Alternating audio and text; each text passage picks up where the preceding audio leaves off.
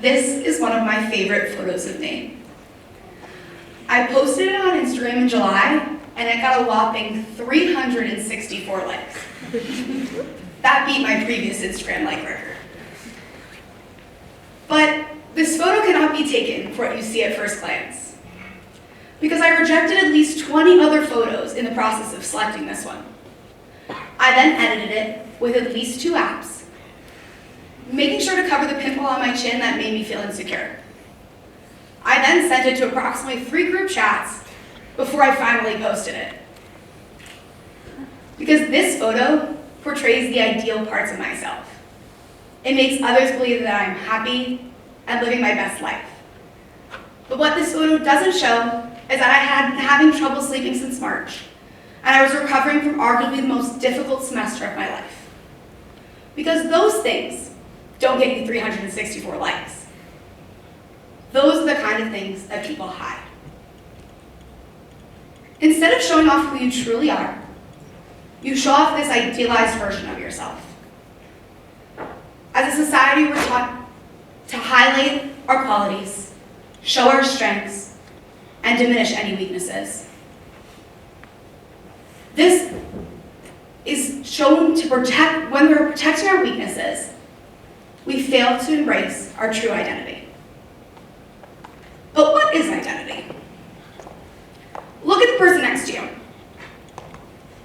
Think about 3 words you would use to describe that person's identity. You may make assumptions about their age, race, gender, or ability, based on what you see. But identity is more than that.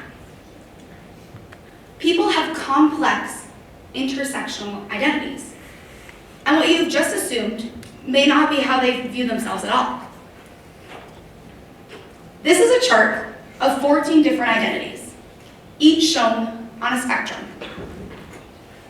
As you can see, people have both privileged and oppressed identities. For example, as a 22-year-old, my age is privileged, while my identity as a woman is oppressed. Humans have a complex variety of identities, similar to a patchwork quilt. When you've been asked to look inward at yourself, what words do you think of? I think of words such as friend, feminist, student, and leader. But these identities have changed over time, because identity is fluid and ever-changing. And as you have new experiences, you add pieces to your patchwork quilt. Irving Goffman developed a theory entitled Your Presentation of Self in Everyday Life. He believes that life is a never-ending play, and that humans are just playing their role in a grand performance. He believes that we are impacted by the expectations for us, and in order to meet those expectations, we engage in the front stage of our identity. The front stage of your identity is impacted in every single thing you do. Think about when you're at work or at school. You engage in a daily ritual based on expectation. There's a specific dress code, and you act a specific way with people. It's calculated and planned. You have a script for your life. And the front stage of your identity is what is visible to everyone around you. It's how you wear your hair, what clothes you wear, and how you present your personality. Do you make your presence known when entering a room, highlighting your outgoing nature? Or do you present a more reserved front? The front stage of your identity is based on your internalized norms, which are impacted by society and the people around you. But in order to prepare for the front stage of your identity, you have to spend some time in the backstage. The backstage of your identity is private and allows you to process the parts of yourself that you typically suppress. It is considered your uninhibited self, in which you can take off that mask and feel real, authentic emotion. The backstage is where you can take off that costume you've worn all day and you can just be in your true self. The backstage, though, is also an opportunity to practice for the front stage of your identity and evaluate how you've been doing. Kaufman's theory therefore states that there's a gap between the front and backstage of our identity. But why? Why is it so hard to be authentic? I attended a retreat for Greek-like presidents last year. And during a breakout session, we were asked to write all the different problems of our community on the board. Ashley Bowden then was the facilitator of that conversation, and she asked us what the root of all these problems were. And the room felt eerily silent. And there was that dreaded 7-second pause. And then she stated, all our community's problems stem from our fear of being vulnerable with one another. And vulnerability isn't just pervasive in the Greek community. It's pervasive throughout all of our communities. We are scared to be vulnerable because vulnerable is considered a weakness. And in society, being weak is the worst thing we can do. In college, the gap is extremely relevant because college is a huge point in identity development. When you come to college, you have the opportunity to completely reinvent yourself, bringing all your best parts and leaving what you don't like behind. As a resident assistant for my wonderful freshmen, I have seen this present all the time. First years are trying to highlight the best parts of themselves. But one-on-one, they often say the same thing. I feel like everybody's having so much fun.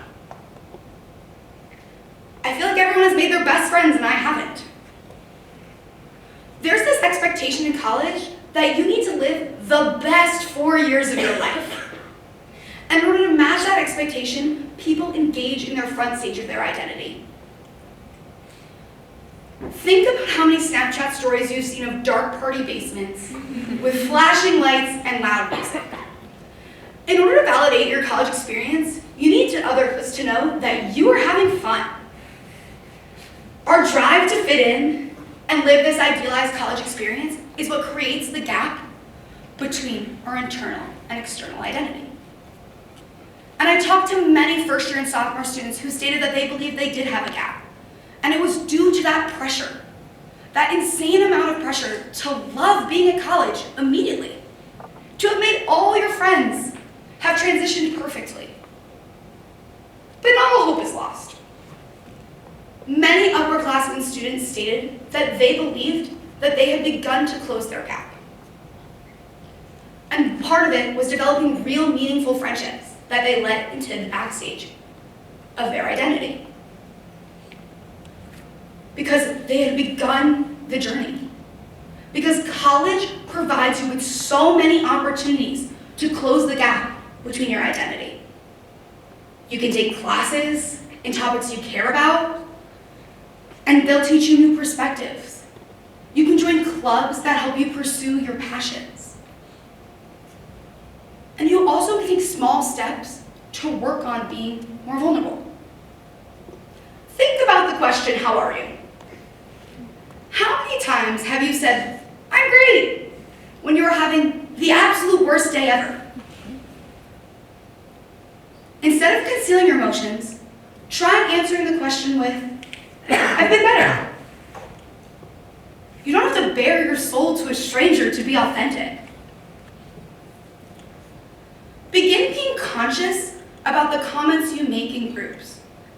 Do you immediately agree with everyone around you to avoid rocking the boat? Why do we do that? We are smart, intelligent people who have incredible thoughts and opinions. Start practicing sharing them.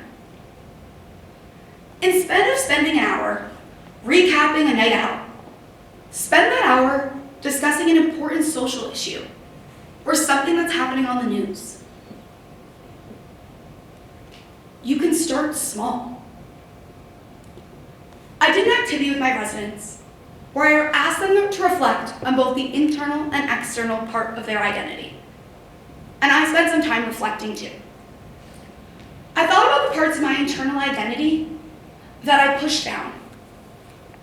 And I thought about how they impact me externally and why it was so important to me to keep them hidden. I then prompted my residents to think about one thing they wanted to work on being more open about. And I picked one myself. As a person diagnosed with anxiety at age 12, I used to view this as an incredibly negative part of my identity. I used to be adamant about never telling anyone about it, concealing going to therapy by telling everyone that I had a more acceptable weekly math tutor. But that's changed in the past few years. And at the beginning of this semester, I made a conscious choice to reappraise the way I view my anxiety in my life. Having anxiety has made me a more compassionate and empathetic person. It's improved me as a friend and made me be highly aware about how language and a situation can impact someone. My anxiety is not a blemish on my identity, nor does it make me weak. Instead, it makes me different. And newsflash, different isn't always bad. So now I'd like to challenge you to take a moment. Think about something you typically conceal. It could be something really small, or it could be a core part of your identity. How can you begin to reappraise how you think about it? How can you begin to blend it into the external part of your identity? The key to being a more authentic person is you have to choose to. You don't just snap your fingers and become a perfectly authentic person who isn't afraid to be vulnerable or open. It takes practice. And being authentic is not always easy. But I've developed my own ways to practice openness. I started a podcast called Sorry We're Open with my really good friend Lindsay, where we engage topics and invite guests to come speak about something they're open about. At the end of each segment, we challenge our guests to share something they're working on being more open about, opening the door to their internal identity. But maybe talking on the internet is not for you. You can develop your own strategy, and you can practice openness every single day. Start small, and slowly, being vulnerable won't feel so scary anymore, and you will be living a more fulfilling life. Stop hiding behind the construction of who you are supposed to be, and instead, start engaging in who you truly are. Thank you.